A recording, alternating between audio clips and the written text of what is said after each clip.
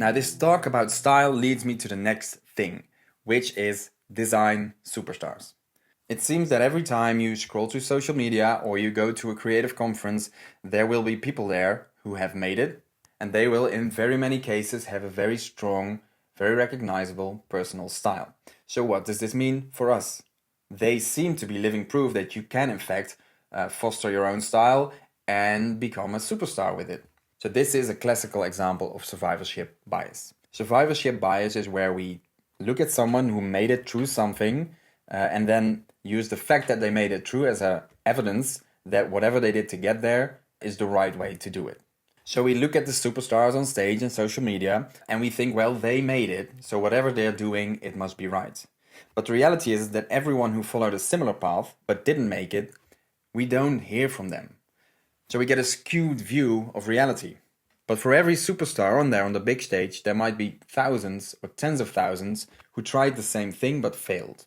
Now, I'm not saying that the people who made it to superstardom, that they got there through sheer luck, but I am saying that we shouldn't take everything they say and use it for our own career. What worked for them very likely didn't work for thousands of other people.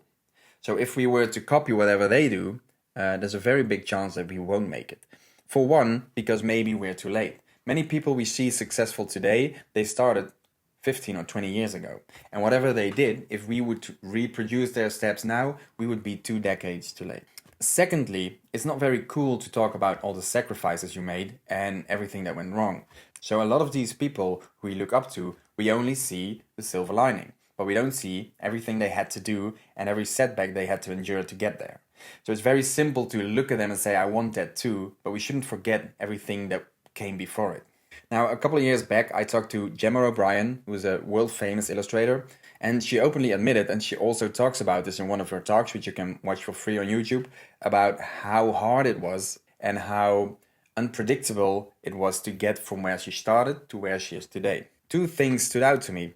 One thing is that while she was building her career, she had to work in a flower shop to make ends meet.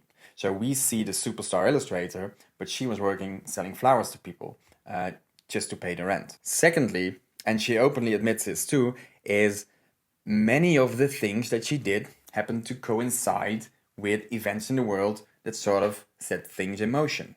For example, she creates very big, very impressive murals. She started doing this when Instagram Reels were just new, so people weren't used to watching short form video content on their phones. This feature came to Instagram and she would post time lapses of her painting the work. Had Instagram already had that feature 5 years earlier, or had she been a couple years later, then this wouldn't have coincided. Similar like this, there were a couple of examples where she just says, look, if these 2 things hadn't happened at the same time, I might not have been where I am today. So in addition to being a very talented, hardworking illustrator, she also got lucky. Hard work we can replicate, dedication we can replicate, but we cannot replicate luck.